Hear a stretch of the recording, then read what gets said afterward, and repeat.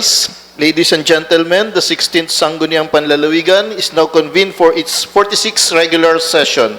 The Honorable Vice Governor Adeline M. Angeles presiding. The 46th regular session of the 16th Sangguniang Panlalawigan, this province, is now called to order.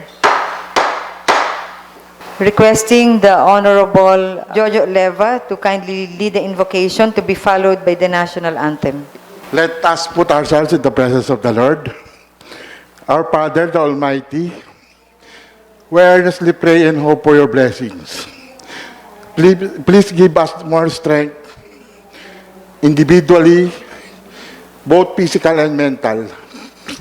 Clear vision and capabilities to enable us to deliver the basic services and the other needs of our people. We need your guiding light to guide us along the road towards a more efficient and transparent governance of our province.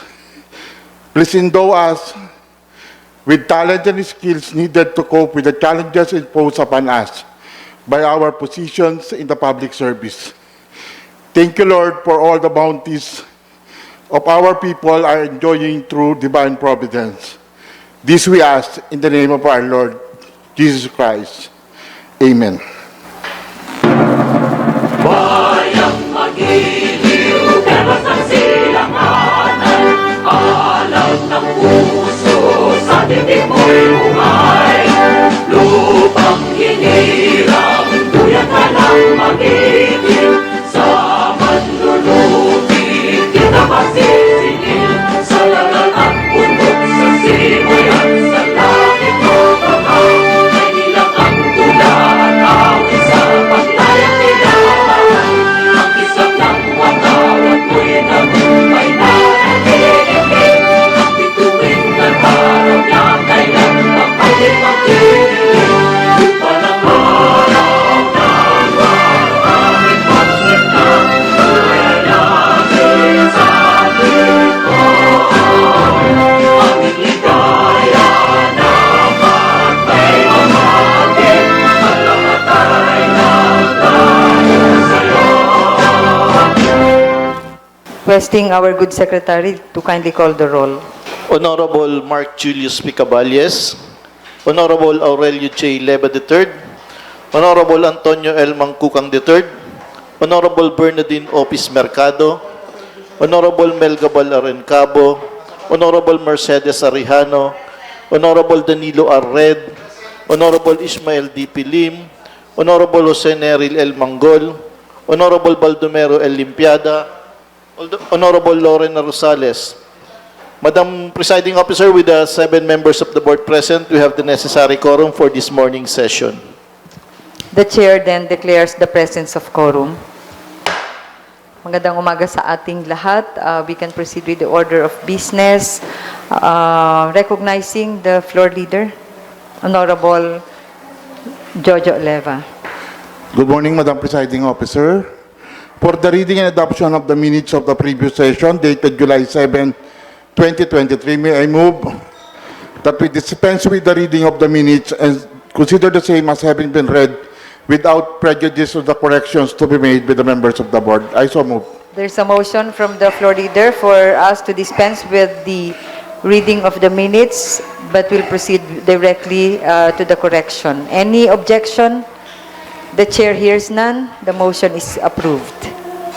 Madam Presiding Officer, since no member of the board manifested any corrections to the minutes, may I move that we adopt and approve the minutes of the 45th regular session of the 16th Sangguniang Panlalawigan dated July 7, 2023. But before that, there's no correction from the floor? Okay, since there is none, there is a pending motion from the floor leader for the adoption of the minutes of our July 7, 2023 session. Any second to the motion? Duly seconded. Any objection? The chair hears none. The motion is approved. The minutes of our July 7, 2023 session is now adopted. We now go to matters arising from the minutes. Any matters arising from the minutes from the members of the board? There seems to be none. So we can proceed with the other items. For the approval and amendment of the agenda, for the privilege speech, we don't have any privilege speech but a travel report to be rendered by this representation, but only on item number 2. For the question hour, we don't have any. For the messages and correspondence from the governor, we have 4 items. For the communications and petitions, we have 4 items. For the municipal ordinances for the review of the board, we have 3 items. We have 1 proposed ordinance, 1 proposed resolution, 2 committee reports, 1 item for the business for the day, and Honorable Neryl Manggol has something to add, Madam Presiding Officer. Okay. What is the addition from Honorable Manggol? Photocopy po yung copy ng committee report regarding po sa markup na 20 to 40% sa mga drugs So, and medicine po There is natin. additional committee report from the Committee on Ways and Means. Thank you po. On that note, Madam Presiding Officer, I move for the approval of today's agenda as amended. Any second to that's coming from the chair of the Committee on Rules. Any objection? The chair hears none. The agenda is now approved with amendment. May I move for a 1-minute recess, Madam Presiding Officer? 1 minute recess is declared. Okay, the session is resumed. Back to office report, Madam Presiding Officer. May this representation be recognized. Proceed, Honorable Leva. Back to office report, second provincial representatives info sharing meeting of the PBMLB, July 10 to 12, 2023 at Diamond Hotel, Rojas Boulevard. For the presiding officer, the undersigned member of the Sangguniang Panlalawigan, who, in his capacity as the PMLB provincial representative, participated in the second PBMLP Provincial Representatives Info Sharing Meeting held on July 10 to 12 at Diamond Hotel, hereby renders the following back-to-office report. Number 1, the info sharing was spearheaded by Honorable Ram Revilla, PBMLP National President, and was participated in by various board members representing the different provinces in the entire nation. The info meeting started with the messages from the PBMLP National President, Honorable Revilla, and PBMLP National Chairman, Anyanas Canlas Jr., who emphasized the need to prepare for the effect of the El Nino phenomenon that is expected to hit the provinces in the entire region. Chairman Canlas enjoined all legislators, especially the chairpersons of the Committee on Agriculture and the Committee on Disaster Risk Reduction and Management, to formulate legislative measures that will mitigate the adverse effect of the El Nino in their respective provinces. The National Vice President unveiled the PBMLP calendar of activities, copies of which are here to attach. May I mention some of these? The second provincial representative was held at Diamond Hotel on July 10 to 12. The Visayas Island Conference, which is a short course training program on provincial policy and legislation to be facilitated by the UPNCPAG, will be held on September 4 to 6 at Bay Hotel, Mandawi City. The Mindanao Island Conference training to be facilitated also by the UPNCPAG will be held in Davao City on the second week of October, while the Luzon Island Conference training will be held on November in Clark City, Pampanga. It is noteworthy to mention that even though it is island conference for Visayas, Mindanao, and Luzon, the other board members from other islands can participate on the respective island conferences. The national president, meanwhile, discussed in the info sharing meeting his priority programs and projects, which include, among others, the following: the PBMLP e-library, the PBMLP ID prepaid cash card, the regular NEB MANCOM meeting, the island conferences, the capacity and capability program, the PBMLP Cap Shoot Fest, and the PBMLP Year-End Assessment and Evaluation of Officers. Dr. Gina Ichanova Alampay, Chief of the Mission of USAID Renewed Health, made a thorough discussion on the updates of Buhay Ingatan, Drogay Ayawan, Community-Based Drug Rehabilitation Program. Respectfully submitted, yours truly, Board Member. Madam Presiding Officer, I move for the adoption of this back to office report. Is there any second to the motion? Duly seconded. Any objection? The chair hears none. The motion is approved. That's all for the travel report. We don't have any question hour. We now go to the committee report. May I ask that to recognize the Vice Chairperson of the Committee on Agriculture, Fisheries, and Aquatic Resources for the committee report of the Joint Committee on Agriculture, Fisheries, and Aquatic Resources and the Committee on Appropriation.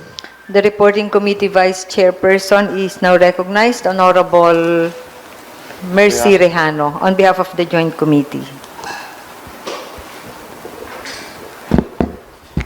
Thank you, Madam Presiding Officer. Committee report number 185-2023. Joint Committee on Agriculture, Fisheries, and Aquatic Resources. The lead committee and the Committee on Appropriation. Subject: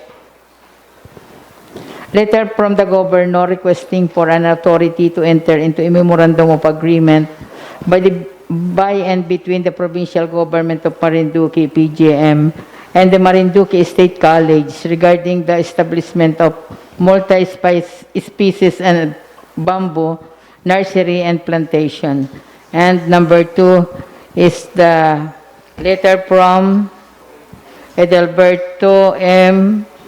De Luna, Provincial Agriculturist, approved by the government requesting by the governor requesting the enactment of the resolution approving and endorsing the collaborative provincial and fisheries extension program, CPAPEP, on the Marinduque Agriculture and Fisheries Extension Center, MARAPEC, to the Department of Agriculture, Mimaropa.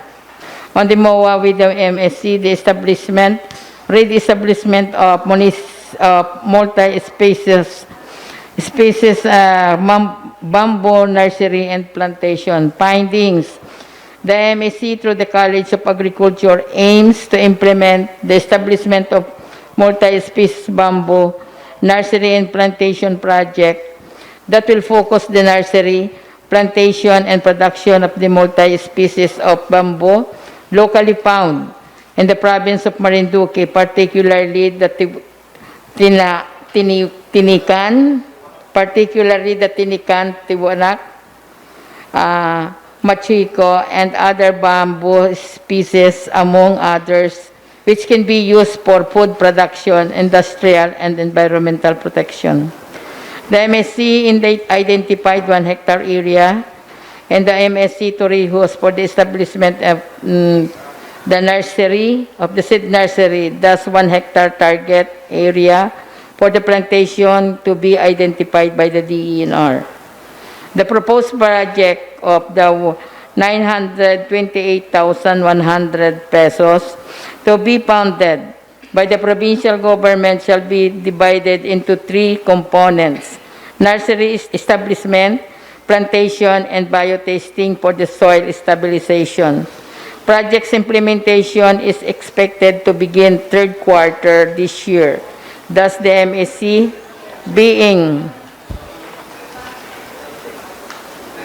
the implementing agency, shall provide the planting materials for dispersal with certain fees for project sustainability.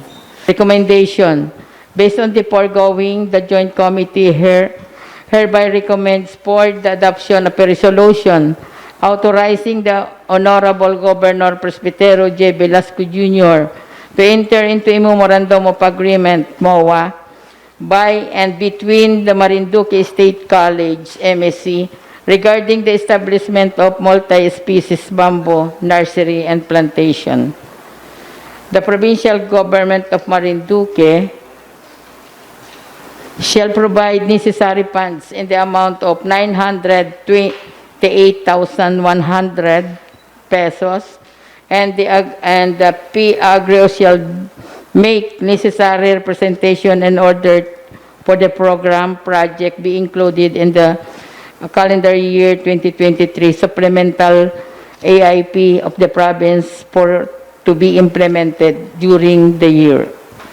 And on the request of for the enactment of a resolution endorsing the CPAPEP, hanggang doon lamang po yung recommendation under the bamboo. Recommendation. Based on the foregoing, the Joint Committee recommends for the adoption of a resolution approving and endorsing the collaborative Provincial and Fisheries Extension Program, CPAPEP, of the Marinduque Agriculture and Fisheries Extension Center, MARAPEC, to all relevant national government agencies, NGS, for the purpose. Respectfully submitted, Melgabal Incabo, the Chair, Committee on Agriculture, Mark Julius Caballes, Committee Chair on Appropriation, Mercedes Arellano, Chairperson, Committee on Agri, Ismail Lim, the Chairperson, Committee on Appropriation, Antonio Mangkukang, the third member, Committee on Agri, Hulyo J, the third, Leba, the third member, Committee on Appropriation, Jose Nerel Mangol, member, Committee on Agri, Danilo Red, Committee on APRO, member, Baldomero Limpiada, member, Committee on Agri, Lauren.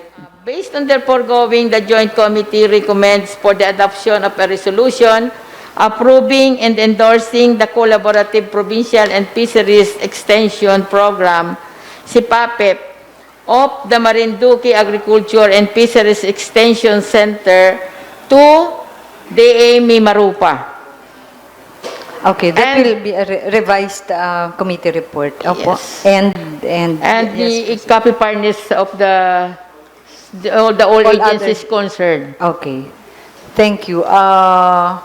So any other queries?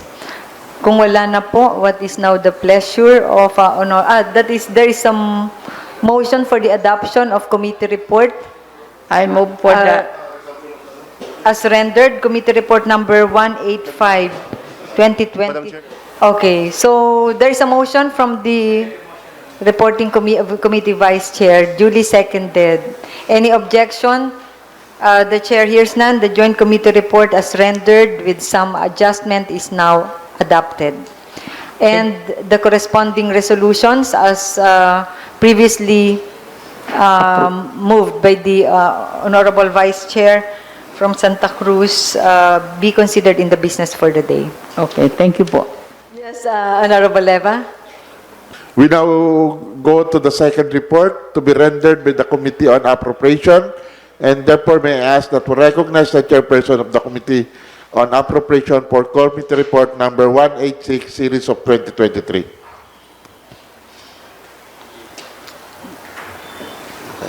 Yes, the chairperson of the Committee on Appropriation, Honorable Caballes, is recognized. Thank you po, Madam Chair. Committee Report number 186-2023 of the Committee on Appropriations. There were 12 referrals that were calendared in the hearing. It could be summarized into 6 requests for supplemental appropriations from various offices of the PGM, 2 requests for the creation of account and appropriating funds thereof, review appropriation ordinance from component municipality, and 3 PDC resolutions that was endorsed for appropriate legislative action that were submitted to the Sangguniang Panlalawigan. Therefore, to facilitate the rendition of the report, recommendations will be rendered as categorized above. Letter A, request for supplemental appropriation, the 2.6 million for electricity expenses account under the Provincial General Service Office, The 16,400,000 total appropriations for various MOE accounts under the Provincial Governor's Office. The 3,079,000 total appropriations for various MOE and capital outlay accounts under the Santa Cruz District Hospital. 721,570 pesos intended for the Provincial Employee Sports Blast. 2023 under the Provincial Human Resource and Management Office. The 350,000 pesos for various capital outlay accounts and 660,000 pesos for MOE accounts under the PGN row. The 250,000 for MOE account and 350,000 for capital outlay account under the Provincial Accounting Office. The representative from the PBO posed no objection for the approval of the request for supplemental appropriations, provided that it will be independent on the availability of funding sources. Therefore, the committee hereby recommends for the adoption of the following. Number 1, a resolution appropriating the amount of 2.6 million pesos electricity expenses account under the Provincial General Service Office to cover the cost of the electricity consumption for the period of May to December 2023 of all offices within the capital compound of the Marinduque Provincial Government, including Capital Park, Expo Arena, Bagsakan, Marinduque Sports Complex, Pitad Sea, etc., in Tamaya, Santa Cruz, Marinduque Tourism Building at Balanacan, Mugpog, Marinduque Provincial Agriculture and Subuyao, Torrijos, Marinduque. Number 2, a resolution appropriating the total amount of 16,400,000 pesos for various MOE accounts under the Office of the Governor. Number 3, a resolution appropriating the total amount of 3,079,000 for various MOE and capital outlay accounts under the Santa Cruz District Hospital. Number 4, a resolution appropriating the amount of 721,570 pesos under the Provincial Human Resource and Management Office to cover the cost of the expenses for the Provincial Employee Sports Blast Year 2023. Number 5, a resolution appropriating the amount of 350,000 pesos for various capital outlay accounts and 660,000 pesos for MOE account under the PGN row. And number 6, a resolution appropriating the amount of 250,000 pesos for MOE account, other general services, and 350,000 pesos for capital outlay account, office equipment under the Provincial Accounting Office. Request for, letter B, a request for creation of account and appropriating funds therefore. Number 1, a request of Mr. Edelberto M. De Luna, Provincial Agriculturist, for the creation of insurance expense account under the Provincial Agriculture Office and appropriating the amount of 600,000 pesos. Number 2, a request of Mr. Edelberto M. De Luna, Provincial Agriculturist, for the creation of consultancy service account under the Provincial Agriculture Office and appropriating the amount of 500,000 pesos. The members of the Finance Committee stated the following recommendations. Number 1, the request for the creation of insurance expense account be coordinated first with the Provincial General Services Office. And number 2, the amount of 500,000 request for appropriation intended to cover the payment of consultants for the preparation of SFSBP for agri-based projects be charged to the consultancy services account under the Provincial Governor's Office. The committee hereby recommends the necessary communications be sent to the PGSO to clarify the request of the provincial agriculturists regarding insurance of dairy goats. An adoption of a resolution appropriating the amount of 500,000 pesos to cover the payment of consultants for the preparation of feasibility study or business plan for agri-based projects under the Provincial Governor's Office.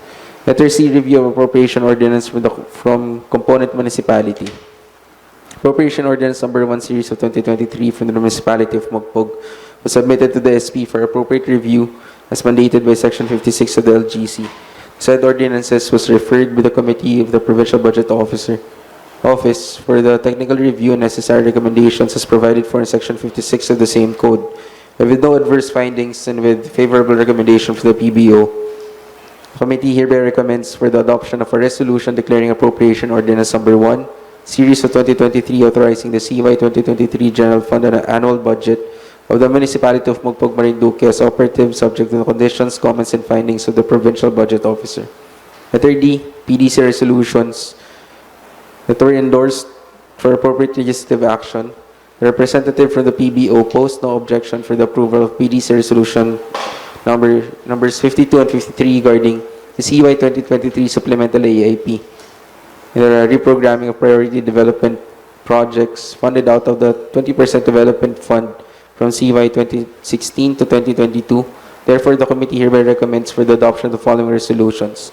Resolution approving the CY 2023 Supplemental Annual Investment Program of the Province of Marinduque as approved and endorsed by the Provincial Development Council through PDC Resolution number 52-2021.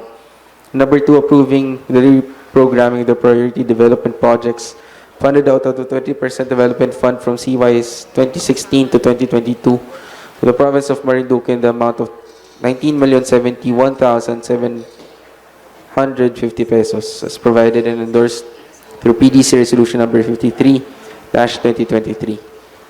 However, the committee recommended that PDC Resolution number 50-2023 containing the annual investment program for CY 2024 of the Province of Marinduque be referred to the Committee of the Whole, with the Committee of the Appropriations as the lead committee. Respectfully submitted with the Committee on Appropriations. Thank you, Honorable Caballes. Just a clarification from the Chair. Naisama po kaya sa supplemental AIP yung atin pong mga naaprubahan na supplemental appropriation for the Sangguniang OVG? Yes po, lahat nung deliberations po sa Governor's Hall, na-cover po lahat, Madam Chair, yung mga supplemental appropriations ng concerned offices po ng SP. Okay, thank you, Honorable Caballes. Meron pa po bang paglilinaw, katanungan? Kung wala na po, what is the pleasure of the reporting committee chair, Honorable Caballes? Madam Chair, I move for the adoption of Committee Report number 186-2023 and that the accompanying proposed resolutions forming as an offshoot of the said committee report be included or be transferred to business for the day. Any objection? The chair hears none. Thus, committee report number 186-2023 as rendered by the committee chair of the Committee on Appropriation, Honorable Caballes, is now adopted.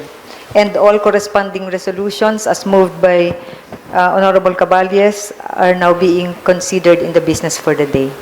Madam Chair. Yes, Honorable Caballes. Just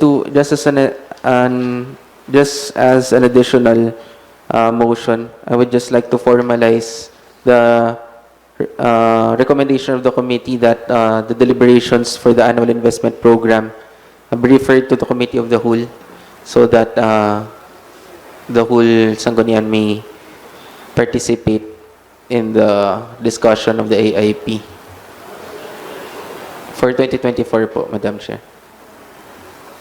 Okay, and as recommended also in the report, the 2024 AIP is now being referred to the Committee of the Whole, still with the Committee on Appropriation as the lead committee. Thank you po, Madam Chair. Okay. Madam Presiding Officer, may this representation be recognized for the joint committee report of the Committee on Rules, Laws, and Ordinances Proceed, Honorable Len. and the Committee on Health. By the way, Madam Presiding Officer, before I render this report, may I move for the suspension of the rules so that the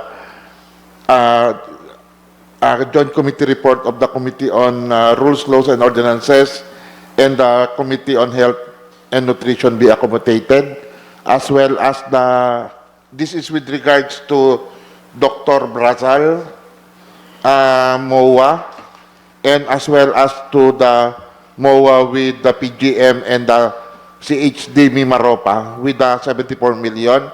Likewise, another committee report will be rendered by the joint committee report of the Committee on Rules, Laws, and Ordinances and the Committee on Human Resource, Labor, and Employment with regards to OWWA and Land Bank joint committee report, and another committee report of the Committee on Rules, Laws, and Ordinances with regards to the ambulance ordinance of the municipality of Gasan. So I move for the suspension of the rules to accommodate this committee reports. I so move. With favorable recommendation and motion from the Chair of the Committee on Rules, the rules is suspended to include the committee report as mentioned by the floor leader. Madam Presiding Officer, the first item is the committee report of the Committee on Rules, Laws, and Ordinances and the Committee on Health and Nutrition. This is with regards to the request of the Governor for a legislative authority to sign and enter into a Memorandum of Agreement by and between the Provincial Government of Marinduque and Dr. Joseph Brasal, a visiting physician in the Marinduque Provincial Hospital.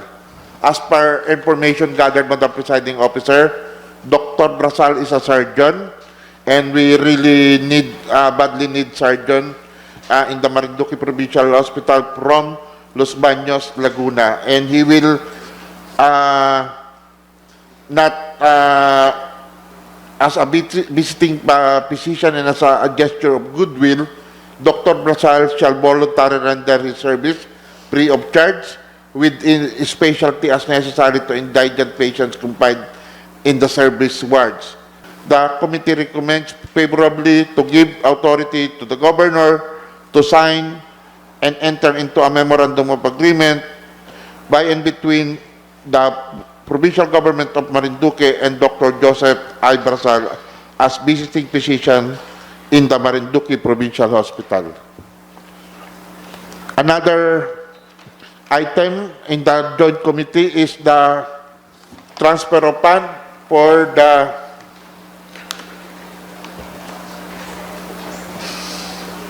and this is intended for the two hospitals, for the repair and renovation of existing hospital and repair of new and DR complex amounting to 34,404,000 to Santa Cruz District Hospital and 36 million for the construction of medical wards and laboratories and renovations of existing hospital to Torrijos Municipal Hospital for a total of 70,004,000 for the two hospitals. And based on the foregoing, Madam Presiding Officer, the joint committee also favorably grants the request and recommends that the authority be given to the Honorable Governor to enter into sign and memorandum of agreement by and between Provincial Government of Marinduque and the Center for Health Development, Mimaropa. The joint committee prays for the adoption of this committee report. Is there any objection for the adoption of the committee report as rendered? There is none. The motion is approved. The committee report as rendered is now adopted.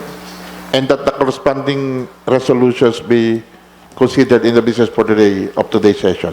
And likewise, the corresponding resolutions to be included in the business for the day. There's no recommendation yet with regard to the MOA. Not yet, Madam Presiding Officer. Thank you. The next committee report is the joint committee report of the Committee on Laws, Rules, and Ordinances and the Committee on Labor, Human Resource, Labor, and Employment with regards to the request of the Governor to enter into a Memorandum of Agreement by and between the Provincial Government and the Overseas Workers Welfare Administration, represented by Administrator Arnaldo A. Ignacio, to promote the welfare and well-being of the member of the OWWA and provide immediate and appropriate assistance to the families in the community. And another request is the request of the Governor requesting for a legislative authority to sign and enter into a Memorandum of Agreement by and between the Provincial Government of Marinduque and the Land Bank of the Philippines regarding the ATM payroll through Land Bank cash card for job order and contractual employees. For the first item of the presiding officer, this is with regard to the Memorandum of Agreement to be signed by the OWWA and the PGM, for which the Joint Committee recommends for a favorable endorsement, endorsing the authority, giving authority to the Governor, Honorable Presbitero J. Velasco Jr. to enter into a Memorandum of Agreement with the Overseas Workers Welfare Administration represented by Mr. Arnel A. Ignacio. There's a motion to adopt the committee report as rendered. Any objection? The chair hears none. Thus, the committee report on the request for the authority to enter into MOA with OWWA from the Committee on Labor is now adopted. And that the corresponding resolution be considered in the business for the day portion of today's session. Likewise, the resolutions related thereto shall be included in the business for the day. The next item, Madam Presiding Officer, is the request for authority to sign and enter into a Memorandum of Agreement between the Provincial Government of Marinduque and Land Bank regarding payroll through cash card. The purpose of the agreement is mainly for job order and contractual employees to access their payroll through Land Bank cash card, wherein it's an electronic debit magnetic stripe, EMB technology with PIN-based protocol. Hence, Land Bank cash product features are as follows: no opening deposit, maintaining balance, account interest, and dormancy. Aggregate credit amount to a maximum of 1,000 per month. Documentation is, maganda yun ah. Documentation is enrollment form and at least one valid ID. Card validity period is 3 years subject to reactivation. Withdraw cash up to 50,000 a day and pay for a purchase of up to 50,000 a day bis point of sale for over 2,000 credit merchant. Meaning to say, pwede palang mag-cash advance ng 1,000 per month ang mga job order in case na wala pa silang salary. So this is another agreement that is being requested by the Governor, and the committee recommends favorably for the granting of authority to the Governor to sign and enter into a Memorandum of Agreement between the Provincial Government of Marinduque and the Land Bank regarding the payroll through cash card basis. The committee prays for the adoption of this committee report. Any objection? The chair hears none. The committee report is now adopted. And that the corresponding resolution be considered in the business for the day portion of today's session, Madam Presiding And Officer. likewise, the corresponding resolutions will be included in the business for the day. The last item, Madam Presiding Officer, is the referral from the Municipality of Gasan with regards to their Ordinance number 201 series of 2023 entitled an Ordinance Prescribing Guidelines for the Operation of the Municipal Ambulance of Gasan. As per scrutiny of the documents presented, there was a public hearing conducted by the committee to which the said legislative measure was assigned, and the process is being followed with regard to the imposition of fees and charges, and therefore it is within the power of the Sangguniang Bayan of Gasan to enact. And therefore, the committee recommends that a resolution declaring Municipal Ordinance number 201 series of 23 entitled an Ordinance Prescribing Guidelines for the Operation of the Municipal Ambulance of Gasan as valid and within the power of the Sangguniang Bayan to enact be adopted in the business for the day portion of today's session. Any objection to the adoption of the committee report? The chair hears none. The committee report as rendered is now adopted, and the corresponding resolutions will be considered in the business for the day. That's all, Madam Presiding Officer, for the committee report. That's all, Madam Presiding Officer, for the committee reports. We now go to the calendar of business. We don't have any unfinished business. The first item in the business for the day portion is the accompanying resolution of committee report number 185 series of 2023 of the Joint Committee on Agriculture, Fisheries and Aquatic Resources and the Committee on Appropriation. May I ask that we recognize the Vice Chairperson of the Committee on Agriculture. Honorable Mercy Rejano is recognized. Good afternoon to everybody. I move for the approval of a resolution authorizing the Honorable Governor Presbitero J. Velasco Jr. to enter into a Memorandum of Agreement, MOA, by and between the Marinduque State College, MSC, regarding the establishment of multi-species bamboo nursery and plantation. I so move. Okay, there is a motion from the sponsoring committee chair, but is there any, still any discussion on this, additional discussion on this? Since there is none, there was a comprehensive discussion already at the committee level and committee reporting. Yes. There is a pending motion. Is there any second to the motion of Honorable Rejano? Duly seconded by Honorable Caballes, Honorable Lim. Any objection? The chair hears none, thus the motion is approved. The resolution granting authority to the Honorable Governor Presbitero Velasco Jr. to enter into a MOA for and in behalf of the Provincial Government of Marinduque with the Marinduque State College regarding the establishment of multi-species bamboo nursery and plantation is now approved. Madam Presiding Officer, another resolution approving and endorsing the Collaborative Provincial and Fisheries Extension Program, CPAPIP, of the Marinduque Agriculture and Fisheries Extension Center to Department of Agriculture, Mimaropa. I so move. There is a motion, but is there additional discussion needed for this? Yes, Honorable Leva. Madam Presiding Officer, as I suggested earlier, that another provisions will be appended to the resolving clause, giving copies of this resolution to the partner agencies, as mentioned in the business plan.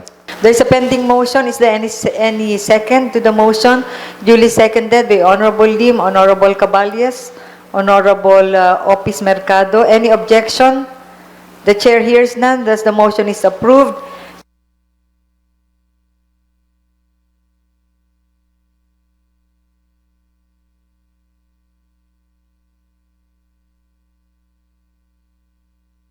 Committee on Appropriation for the accompanying resolution of Committee Report Number 186 Series of 2030 regarding various items referred to the committee. May I ask that we recognize the Chairperson of the Committee on Appropriation. The Honorable Gentleman, Honorable Caballes, is recognized. Thank you po, Madam Chair. Madam Chair, this representation would like to submit an omnibus motion for the adoption of the following resolutions. Number 1, a resolution appropriating the amount of 2,600,000 pesos electricity expenses account under the Provincial General Services Office to cover the cost of electricity consumption for the period of May to December 2023 of all offices within the capital compound of the Marinduque Provincial Government, including Capital Park, Expo Arena, Bagsakan, Marinduque Sports Complex, Pitadsi, etc., in Tamayo, Santa Cruz, Marinduque, Tourism Building at Balanacan, Mugpog, Marinduque, and Provincial Agriculture in Sibuyao, Torres, Marinduque. Number 2, a resolution appropriating the total amount of 16,400,000 pesos for various MOE accounts under the Office of the Governor. Number 3, a resolution appropriating the total amount of 3,079,000 for various MOE and capital outlay accounts under the Santa Cruz District Hospital. Number 4, a resolution appropriating the amount of 721,570 pesos under the Provincial Human Resource and Management Office to cover the cost of expenses for the provincial employees sports blast year 2023. Number 5, a resolution appropriating the amount of 350,000 pesos for various capital outlay accounts and 660,000 pesos for MOE accounts under the PGM. Number 6, a resolution appropriating the amount of 250,000 pesos for MOE account, other general services, and 350,000 for capital outlay account office equipment under the Provincial Accounting Office. Number 7, a resolution appropriating the amount of 500,000 pesos to cover the payment of consultants for the preparation of feasibility study or business plan for agri-based projects under the Provincial Governor's Office. Number 8, a resolution declaring appropriation ordinance number 1, series of 2023, authorizing the CY 2023 General Fund annual budget of the Municipality of Mogbog, Marinduque as operative, subject to the conditions, comments, and findings of the Provincial Budget Officer. Number 9, a resolution approving CY 2023 Supplemental Annual Investment Program of the Province of Marinduque as approved and endorsed by Provincial Development Council through PDC Resolution number 52-2021. Number 10, a resolution, and number 10, a resolution approving the reprogramming of the priority development projects funded out of the 20% development fund from CYs 2016 to 2022 for the province of Marinduque in the amount of 19,071,750 pesos, as approved and endorsed PDC Resolution 52-2021. Madam Chair. Okay, there is an omnibus motion from the chairperson of the Committee on Appropriation, Honorable Maki Caballes, for the adoption of how many resolutions? Or for the adoption 10 po. of 7 supplemental resolution, appropriation resolutions for the Office of the PGSO, Office of the Governor, Office of Santa Cruz District Hospital, Human Resource Office, PGNRO, and Provincial Accounting Office. 7 resolutions for supplemental appropriation to those offices, and a resolution declaring as valid and operative appropriation ordinance number 1 series of 2023 of the Municipality of Mugpog, and resolution approving the 2023 Supplemental Annual Investment Program of the Province of Marinduque, and approving another resolution approving the reprogramming of priority development projects funded out of the 20% development fund for various years. Any second to the omnibus motion? Duly seconded by Honorable Manggol, Honorable Rejano, Honorable Leva, Honorable Rosales, Honorable Dindin Opis Mercado. Any objection? The chair hears none. The omnibus motion is approved, and all the resolutions as mentioned in the omnibus motion is now adopted. Thank you po, Madam Chair. Madam Chair, may this representation be recognized for the presentation of various resolutions. Proceed, Honorable Leva. Madam Presiding Officer, may move for adoption of a resolution granting legislative authority to Governor Presbitero J. Velasco Jr. to sign and enter into a Memorandum of Agreement by and between the Provincial Government of Marinduque and Dr. Joseph I. Brazal as visiting physician in the Marinduque Provincial Hospital. I so move. Any second to the motion? Duly seconded. Any objection? The chair hears none. The motion is approved, and the resolution granting authority to our Honorable Governor Presbitero Velasco Jr. to enter into MOA with Dr. Joseph Brazal for and in behalf of the Provincial Government of Marinduque is now approved. Madam Presiding Officer, may I move for adoption of a resolution granting legislative authority to Governor Presbitero J. Velasco Jr. to sign and enter into a Memorandum of Agreement by and between the Provincial Government of Marinduque and the Overseas Worker Welfare Administration, represented by Administrator Arnaldo A. Ignacio, to promote the welfare and well-being of the member of OWWA and provide immediate appropriate assistance to their families in the community. I so move, Madam Presiding Officer. Any second to the motion? Duly seconded. Any objection? The chair hears none. The motion is approved. The resolution granting authority to enter into the governor, to the Honorable Governor Presbitero Velasco Jr. to enter into a Memorandum of Agreement for and in behalf of the Province of Marinduque with the Overseas Workers Welfare Administration or OWWA is now approved. Madam Presiding Officer, may move for adoption of a resolution granting legislative authority to Governor Presbitero J. Velasco Jr. to sign and enter into a Memorandum of Agreement by and between the Provincial Government of Marinduque and the Center for Health Development, Mimaropa, represented by Dr. Mario S. Baquilod, for the transfer of funds in the amount of 74,004,000 for the construction, repair, renovation of various hospitals in the province of Marinduque. I so move, Madam Presiding Officer. Any second to the motion? Duly seconded. Any objection? The chair hears none. The motion is approved. The resolution granting authority to the Honorable Governor Presbitero Velasco Jr. to enter into a Memorandum of Agreement for and in behalf of the province of Marinduque with the Center for Health Development, Mimaropa, represented by Dr. Mario Baquilod, for the transfer of funds in the amount of 74,004,000 pesos for the construction, repair, renovation of various hospitals in the province of Marinduque is now approved. Madam Presiding Officer, we move for the adoption of a resolution granting legislative authority to Governor Presbitero J. Velasco Jr. to sign and enter into a Memorandum of Agreement by and between the Provincial Government of Marinduque and the Land Bank of the Philippines regarding the ATM payroll through Land Bank cash card for job order and contractual employees. I so move, Madam Presiding Officer. Any second to the motion? Duly seconded. Any objection? The chair hears none. The motion is approved. The resolution granting authority to Honorable Governor Presbitero Velasco Jr.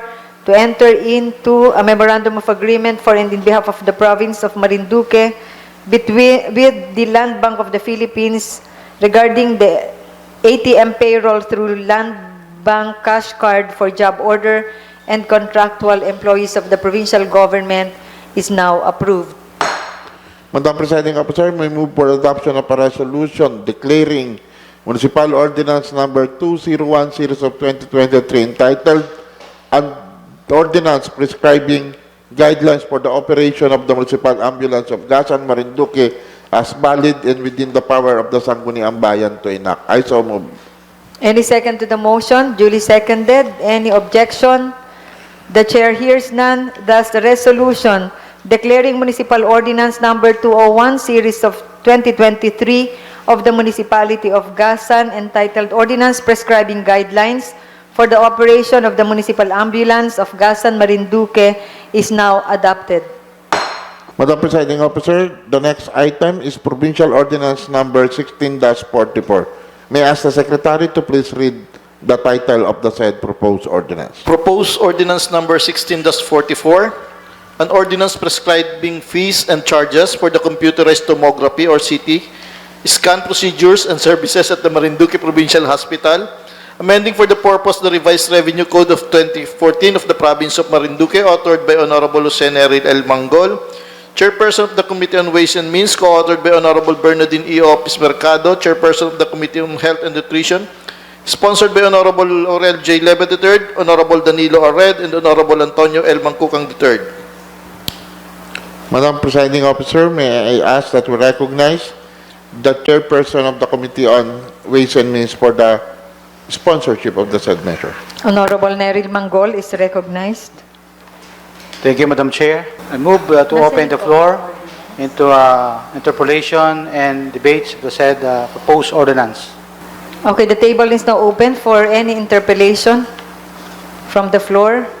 There being none, let's proceed with, yes, Honorable Leva is recognized. Just for the record, Madam Presiding Officer, because the committee report emanated last week, was reported last week, and we don't have yet public hearing during that time of report. May we seek attestation and confirmation from the distinguished sponsor if a public hearing was held and when was it held? Okay. Just to make it on record. Yes, Honorable Mangol. Yes, thank you po, Madam Chair. So, nagkaroon po ng public hearing kahapon and nakatouch po dito sa minutes yung mga napag-usapan po doon sa aming public hearing kahapon po. Okay, thank you, Honorable Manggol, and it's part of the minutes of the committee hearing is attached to the proposed ordinance. Okay, thank you very much. Shall we now close the period of interpellation? I move, Madam Chair, to close the series of interpellation and debates.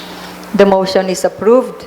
So, Madam Chair, I move for the approval of this ordinance, an ordinance prescribing fees and charges for the computerized tomography, CT scan procedures, and services at the Marinduque Provincial Hospital in PH, amending for the purpose the revised revenue code of 2014 of the province of Marinduque.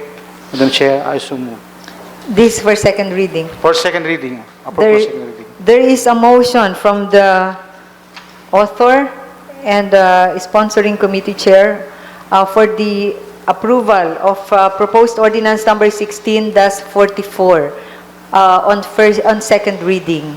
Any second to the motion? Any objection? The chair hears none. The motion is approved. Proposed ordinance number 16-44 is now approved on second reading. And Madam Chair, for that note, I move for that this ordinance be transferred for third and final reading for the approval, Madam Chair.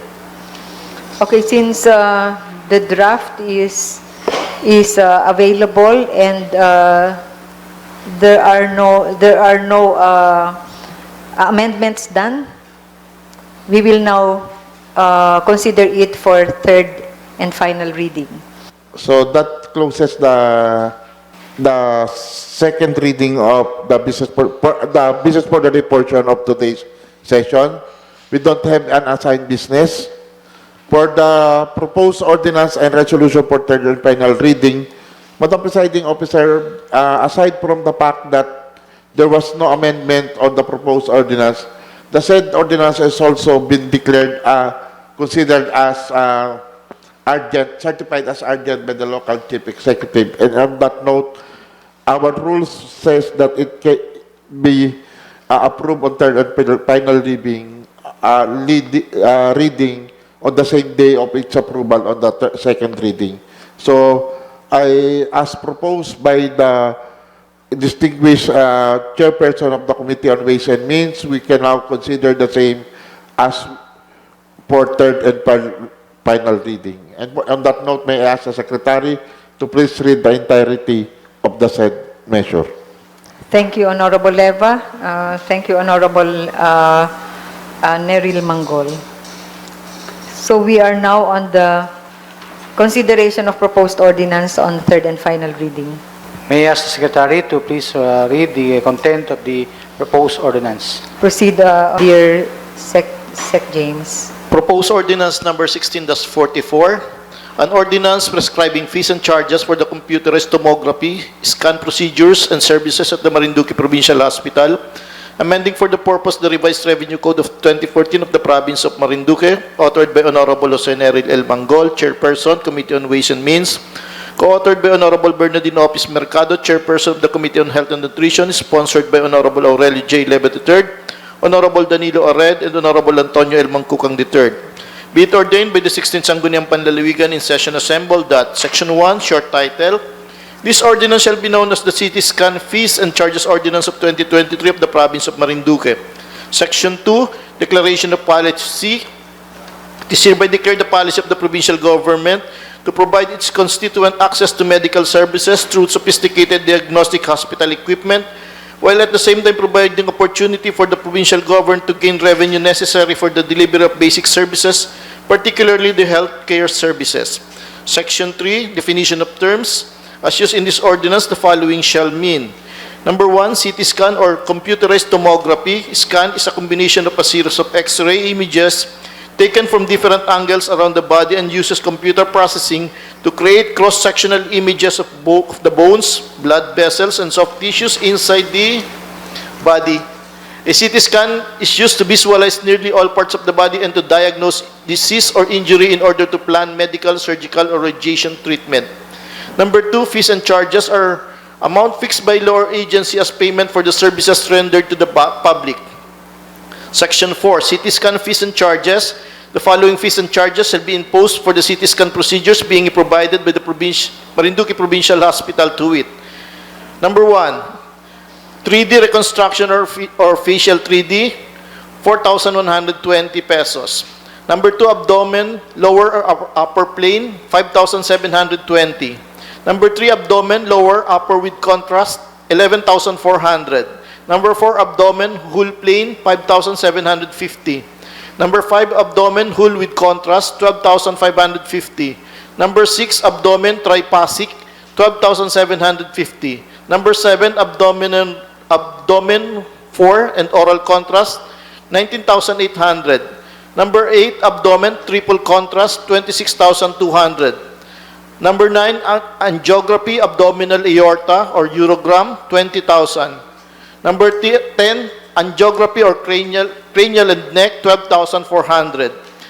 Number 11, angiography, aortogram, 19,600. Number 12, angiography, peripheral lower extremities, 19,500. Number 13, angiography, peripheral upper extremities, 19,300. Number 14, angiography, pulmonary, 13,500. Number 15, angiography, renal, urogram, 19,300. Number 16, biopsy with previous scan, 5,900. Number 17, biopsy without previous scan, 5,900. Number 18, cervicothoracic spine plane, 4,800. Number 19, cervicothoracic spine with contrast, 13,400. Number 20, cervical thoracic lumbar spine pelvis plane, 6,050. Number 21, cervical thoracic lumbar spine pelvis with contrast, 12,600. Number 22, chest plane, 5,500. Number 23, chest whole abdominal plane, 12,700. Number 24, chest whole abdomen with contrast, 15,400. Number 25, chest HRCT plane, 6,400. Number 26, chest CRCT with contrast, 14,000. Number 27, cranial plane, 4,300. Number 28, cranial with contrast, 12,150. Number 29, cranial with mandible plane, 5,500. Number 30, cranial with mandible with contrast, 12,600. Number 31, cranial with contrast with facial cuts, 12,200. Number 32, cranial plane with orbital cuts, 5,500. Number 33, cranial with contrast with orbital cuts, 13,000. Number 34, cranial mastoid plane, 5,500. Number 35, cranial and neck plane, 5,500. Number 36, cranial neck with contrast, 13,000. Number 37, cranial mastoid with contrast, 13,000. Number 38, extremities upper and lower plane, 5,500. Number 39, extremities upper and lower contrast, 13,000. Number 4, mandible plane, 5,200. Number 41, mandible with contrast, 12,700. Number 42, nasopharynx plane, 5,400. Number 43, nasopharynx with contrast, 12,700. Number 44, neck plane, 5,390. Number 45, neck with contrast, 12,200. Number 46, neck and chest plane, 5,550. Number 47, neck and chest with contrast, 13,000. Number 48, parotid gland plane, 6,650. Number 49, parotid gland with contrast, 12,300. Number 50, peripheral nervous system or PNS, 5,200. Number 51, peripheral nervous system with contrast, 12,300. Number 52, stonogram, 5,500. Number 53, thoracolumbar spine plane, 6,800. Number 54, thoracolumbar spine with contrast, 13,400. Number 55, whole spine plane, 10,500. Number 56, whole spine with contrast, 19,300. Section 5, discounts. Letter A, the 20% discounts for senior citizen and persons with disabilities shall be applied on the gross amount of the service fee and charges. Letter B, an employee of the provincial government is also entitled to a 10% discount on the CT scan procedures. Letter C, incumbent po ng barangays, kagawads, and barangay frontline workers, secretary, treasurer, tanod, barangay health workers, barangay nutrition scholars, and barangay daycare workers, as certified by the DALG provincial officer are also entitled to a 10% discount for the procedure. Letter D, the governor may also grant discounts or free charges to indigent patients and persons in financial crisis situation. Letter E, indigent patient may also avail of the assistance being provided by the government, such as but not limited to Malasakit Center, DSWD, PCSO, AIX, and PhilHealth point of care system, provided that in cases where the patient falls under multiple categories, the maximum discount that can be availed is 20%. Section 6, implementing rules and regulation, the chief of hospital and the local health board may jointly formulate rules and regulations if necessary for the effective and efficient implementation of this ordinance, subject to the approval of the local chief executive. Section 7, mandatory review. The Oversight Committee on the Rationalization of Fees and Charges shall review the rates herein provided and shall make recommendation to the Sangguniang Panlalawigan after 5 years upon its approval and every 5 years thereafter. Section 8, repealing clause. All ordinances, executive orders, or other issuances which are inconsistent or in conflict with the provisions of this ordinance are hereby deemed amended, modified, or repealed accordingly. Section 9, separability clause. Any provision of this ordinance found to be in violation of the Constitution or laws or invalid shall not impair provisions or parts thereof which shall remain in full force and effect. Section 10, effectivity. This ordinance shall take effect upon compliance of posting and or publication requirement under the Local Government Code of 1991. Thank you, Sec James. So, what is now the pleasure of the sponsoring committee chair? Madam Chair, I move for the approval of this ordinance for a third and final reading. Yes, Honorable Leva. For its approval according to our rules to determine the ayes and the nays, may I move for the nominal voting? Let's proceed with the nominal voting. Requesting assistance, our good secretary. Honorable Aurelio J. Leva III. Yes. Honorable Antonio L. Mangkukang III. Honorable Bernardine Opis Mercado. Honorable Mercedes Rejano. Honorable Danilo Arred. Yes. Honorable Ismael D. Pilim. Yes. Honorable Jose Neril L. Manggol. Yes. Honorable Baldomero L. Limpiada. Honorable Lorena Rosales. Yes. Honorable Mark Julius P. Caballes. Yes po. Madam Presiding Officer, the result of the votation, there are 10 members of the board in favor of the motion, no objection, and no abstention. With 10 members of the board voting favorably for the approval of the proposed ordinance number 16-44 on third and final reading, the chair declares that proposed ordinance number 16-44 entitled Ordinance Prescribing Fees and Charges for the Computerized Tomography, CT Scan, Procedure and Services at the Marinduque Provincial Hospital, amending for the purpose and the revised Revenue Code of 2014 of the Province of Marinduque, authored by Honorable Jose Neril L. Manggol, co-authored by Honorable Bernardine Opis Mercado, and sponsored by the Committee on Ways and Means and the Committee on Health and Nutrition, with members Honorable Aurelio Leva III, Honorable Danilo Arred, Honorable Antonio Mangkukang III, Honorable Mark Julius Caballes, Honorable Mercedes Rejano, is now approved on third and final reading. Congrats. Kung wala na po, yes, Honorable Leva.